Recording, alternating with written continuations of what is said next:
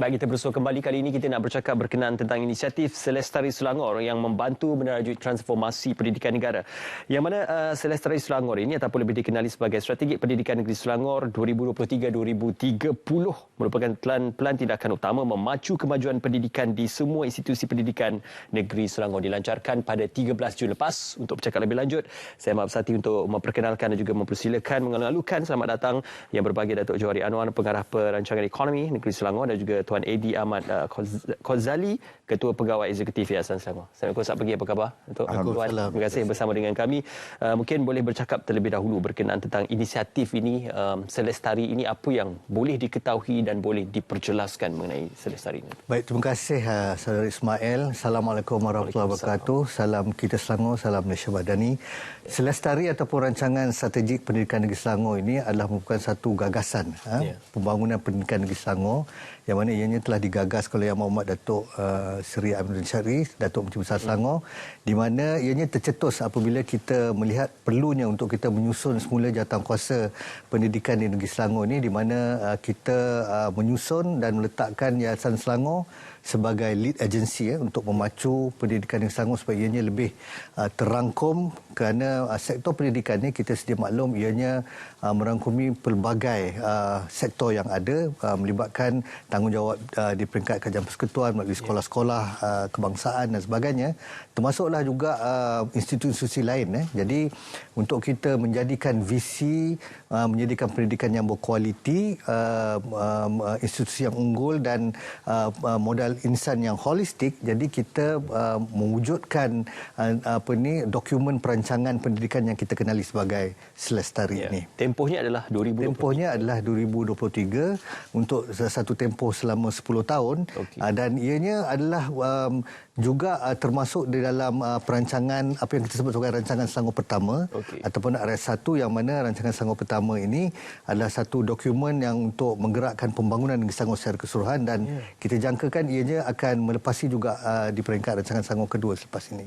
Mungkin sebelum ini kita ada mendengar berkenaan tentang Inisiatif Peduli Rakyat SSIPR yang dilaksanakan di bawah Kerajaan Negeri Selangor, yang mana merangkumi secara keseluruhan holistik, tetapi ini lebih berfokus kepada rancangan strategik untuk pendidikan negeri Selangor.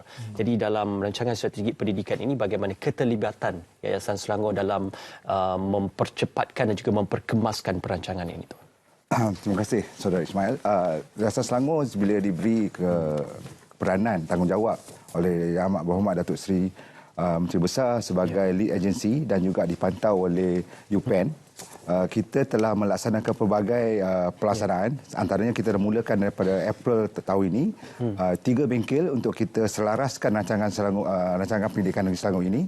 Dan bila 13 Jun lepas, kita telah berjaya menghasilkan Selestari ini, dan kita telah meletakkan peranan-peranan Yayasan Selangor dan juga bersama-sama dengan pemegang taruh di negeri Selangor. Maknanya kita ada berbagai kluster, kita ada 6 kluster, daripada maknanya kita fokus daripada pendidikan kita sepanjang hayat, daripada anak muda kita sampailah ke warga emas. Terus setiap tu adakan kluster kita, dan kita akan fokus untuk membantu untuk mencapaikan visi Selestari ini. Apa mungkin penawaran package ataupun bantuan dan juga inisiatif di bawah Selestari ini? Pakej kalau Selestari ini sangat mengkeramui daripada anak muda sampailah ke dewasa. Kalau untuk Yayasan Selangor saja, kita ada pelbagai program. Maknanya kita ada bagi beasiswa untuk pelajar-pelajar sekolah menengah, dan kita juga bagi pinjaman boleh ubah kepada pengajian tinggi. Mana kalau untuk pengajian tinggi ini, kita tengok sama macam PTPTN, boleh ubah. Maknanya kalau dia berjaya mendapat scholarship, mendapat first degree, first class honours, kita terus convert kepada beasiswa. Manakala untuk sekolah menengah, kita ada lancarkan baru-baru ini program bersama dengan Chartered Institute of Management Accountant. Bila ini kita kenalkan kepada pelajar-pelajar accountant tingkatan 4, kita adalah negeri yang pertama memperkenalkan pelajar-pelajar sekolah menengah tingkatan 4 ini untuk mengambil sijil profesional dengan SIMA. So mana daripada peluang daripada umur 16 tahun dah berpeluang untuk melanjutkan pelajaran dalam pelajaran SIMA, dan selepas SPM dia boleh terus buat profesional. So kita SCA, SIMA, semua tu. Dan kita juga tengah melihat dengan semua kluster-kluster pendidikan, termasuk daripada kanak-kanak, anak-anak muda, taska lagi, macam mana kita nak menjenamakan semula program-program ini supaya ikut ke aras visi negara kita untuk negeri majulah. Okey, sebelum kita bergerak lanjut tentang perinciannya, yang berbagi Datuk, mungkin dikongsikan pada 13 Jun lepas ya, difahamkan dilancarkan dalam memperkasa agenda pembelajaran sepanjang hayat ini. Selestari dilancar bersama juga dengan pelibatan Yang Amat Berhormat Datuk Menteri Besar Negeri Selangor. Jadi boleh dikongsikan berkenaan bermula daripada pelancaran Selestari itu. Bermula daripada pelancaran Selestari itu, sebenarnya kita memang telah memberikan perempuan kepada aspek-aspek, termasuklah apa yang dikatakan pembelajaran sepanjang hayat itu, di mana pendekatan itu kita pendekatan yang menyeluruh, melibatkan pelbagai agensi, sebagai contohnya kita mempunyai di peringkat kerajaan mempunyai agensi yang kita kenal yang disebut sebagai YAWAS. Okey. Di mana YAWAS ini salah satu antara fokus ini nanti adalah untuk memberikan pendekatan pendidikan kepada golongan early childhood sebagai contoh, dan kita akan juga memberikan tumpuan kepada pendidikan kepada golongan orang kelainan upaya sebagai contohnya. Jadi adalah untuk memberikan akses pendidikan kepada pelbagai golongan yang ada. Dan di peringkat di peringkat penyediaan bantuan pendidikan sebagai contohnya, Kerajaan Negeri Selangor melalui program tuition rakyat sebagai contohnya, PTRS. Ini adalah salah satu program yang disediakan di mana Kerajaan Negeri memperuntukkan sejumlah sebanyak lebih kurang 6 juta ringgit yang melibatkan 60,000 pelajar sekolah, di mana mereka ini dapat mengakses kepada pendidikan. Jadi inilah yang kita rasakan sebagai, walaupun pendidikan itu boleh diakses melalui institusi-institusi yang formal, tetapi dengan menyediakan program-program seumpama PTRS dan sebagainya, kita merasakan pendidikan itu dapat diberikan kepada golongan yang lebih luas lagi. Okey, diperluaskan. Ya, diperluaskan dan juga penerimanya. Mungkin untuk penerima-penerima manfaat ini, siapa yang layak dikategorikan sebagai penerima manfaat? Apakah hanya mereka yang menjadi rakyat di negeri Selangor, pemas tautin, atau bagaimana, Tuan? Selaras dengan Jadualkuasa Pendidikan Negeri dan Yayasan Selangor sebagai lead agency, asal penubuhan Yayasan Selangor adalah untuk memberi bantuan pendidikan program kepada anak negeri Selangor. Maksudnya dilahirkan di negeri Selangor dan juga bermastautin lebih daripada 10 tahun di Selangor.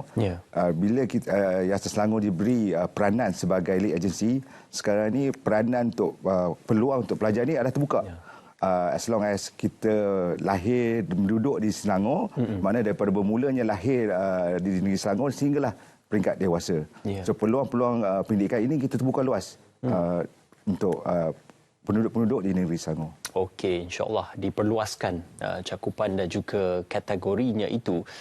Jadi ini antara perkongsian kita saksikan antara pelancaran Selestari yang bermula 13 Jun yang lalu. Jadi di sebaliknya itu, hasrat yang akan dicapai dalam mungkin tempoh 2023 hingga 2030 sudah pasti akan ada satu sasaran dan juga hala tujunya. Ya, seperti yang saya sebutkan sebelum ini tadi, visi di bawah Selestari ini adalah untuk kita menyediakan pendidikan yang berkualiti, institusi yang unggul dan juga modal insan yang holistik.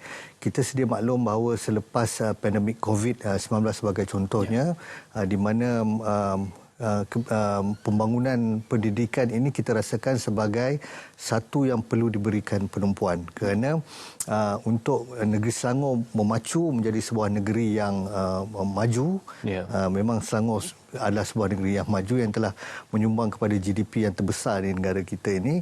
Salah satu perkara yang perlu diberikan perhatian yang penting adalah mengenai modal insan, dan input bagi modal insan itu adalah pendidikan.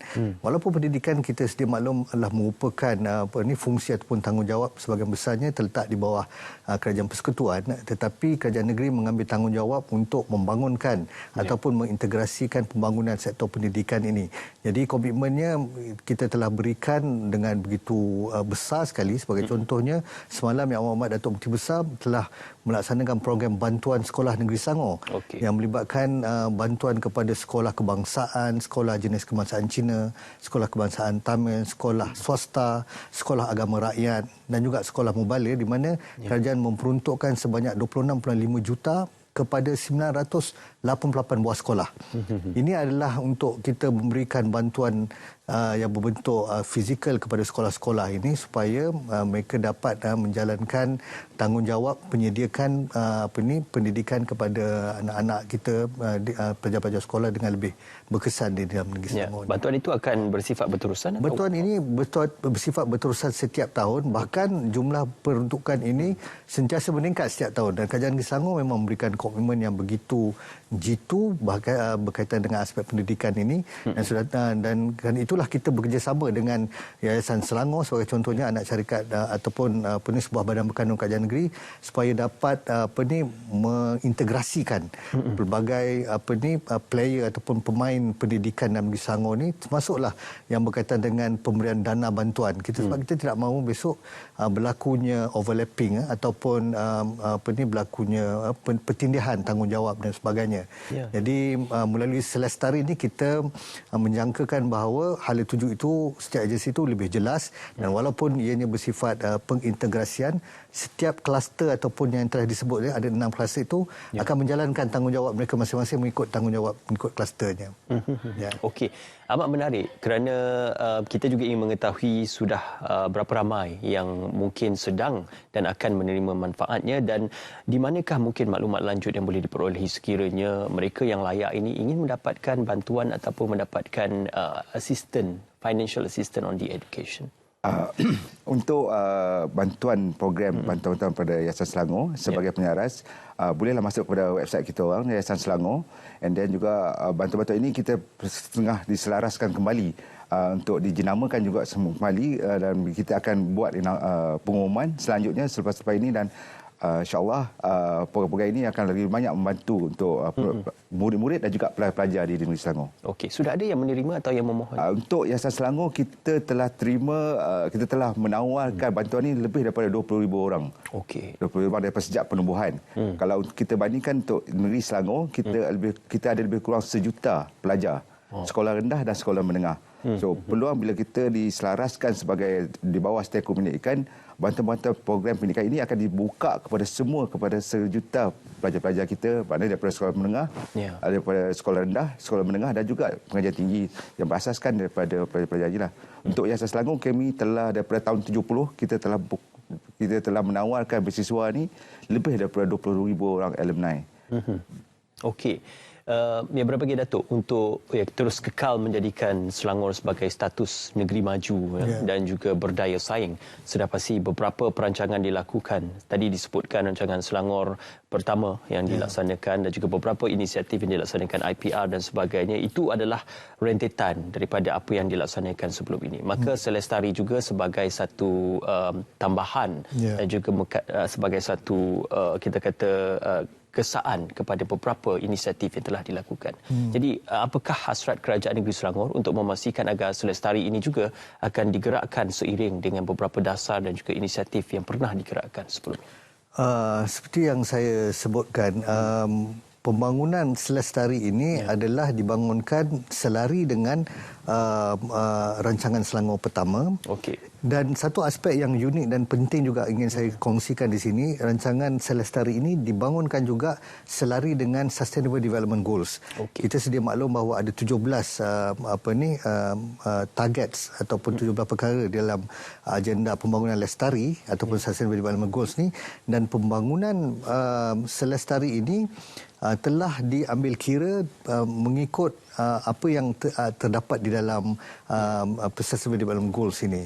Jadi sebagai contohnya, kalau kita ambil berkaitan dengan quality education di bawah Sustainable Development Goals, di peringkat Kerajaan Negeri sebagai contoh di bawah Selestari ini, kita juga mempunyai agensi yang dinamakan STDC, Selangor Technical Development Centre, di mana Kerajaan Negeri melalui STDC ini telah pun membangunkan satu program TVET yang mana kita bekerjasama dengan Apple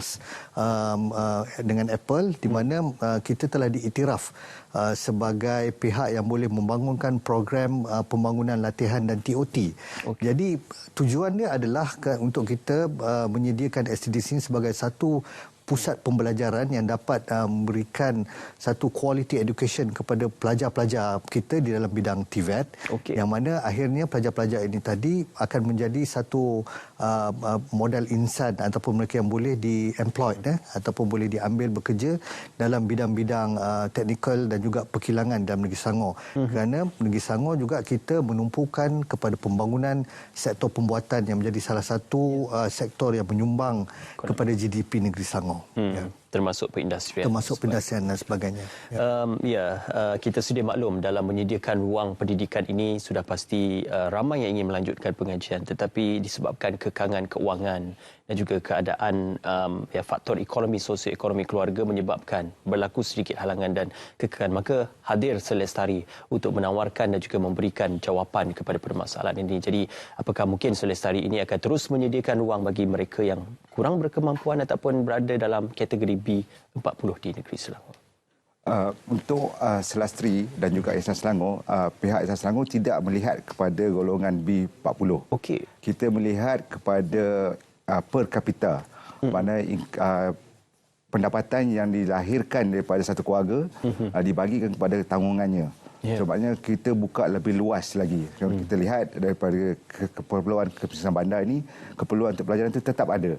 Dan kita akan buka lagi. Tapi untuk maklumat, Yayasan Selangor adalah yayasan yang ditubuhkan atas syarikat, bawah syarikat jaminan berhad. Pihak kami tidak menerima geran daripada kerajaan negeri. Pihak kami mencari geran sendiri dan melalui projek pembangunan dan juga harta-harta yang dilahirkan. Dan pihak kami juga untuk semua penyumbang-penyumbang untuk boleh juga menyumbang kepada tabung pendidikan negeri dan mendapat pelepasan cukai melalui Seksyen 44 Seksyen 6. So bila kita dapat memerolehi dana yang cukup, sesungguhnya kita akan memperluaskan lagi bantuan-bantuan ini kepada semua pelajar. Konsep kerajaan Negeri Selangor adalah bukan setakat menawarkan bantuan, tapi kita juga untuk menaikkan taraf pendidikan supaya anak-anak watan Negeri Selangor ini dapat maju ke depan dan juga membawa balik kepada Negeri Selangor dan menyumbang balik kepada Negeri Selangor. Makanya boleh menyumbang dan sumbangan itu boleh dimanfaatkan oleh generasi-generasi yang seterusnya ataupun anak-anak muda yang ada.